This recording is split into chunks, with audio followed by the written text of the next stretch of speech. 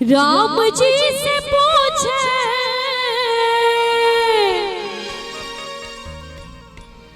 राम जी से पूछे जनकपुर के नारी बता द बबुआ।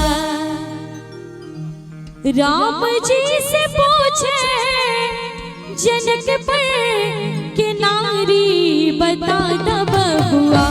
और ई गीत में बहुत निक स्वभाव छे जे अपना सबके मिथिलांचल के मैथिलानी राम जी के सुंदर सुंदर गाड़ी पढ़े छथिन और ई गीत के माध्यम से सुनावी। राम जी से पूछे जनकपुर के नारी बता द बबुआ। हाँ बता द बबुआ लगवा देते काहे गारी बता द बबुआ। लगवा देते काहे गारी बता द बबुआ। राम जी से पूछे जनकपुर के नारी बता द बबुआ। हाँ बता द बबुआ लगवा देते काहे गारी बता द बबुआ। लगवा देते काहे गारी बता द बबुआ। लगवा देते काहे गारी बता द बबुआ।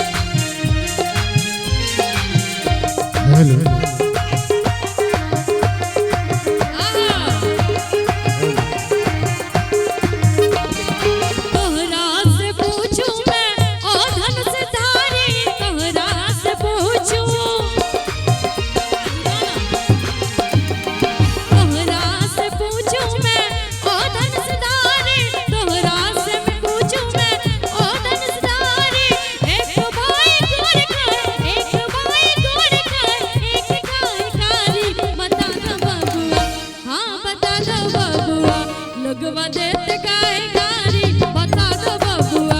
लगवा देते काहे गारी बता दो बबुआ।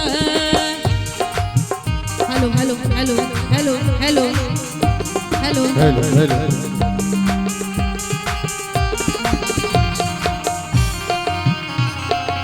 Hello hello hello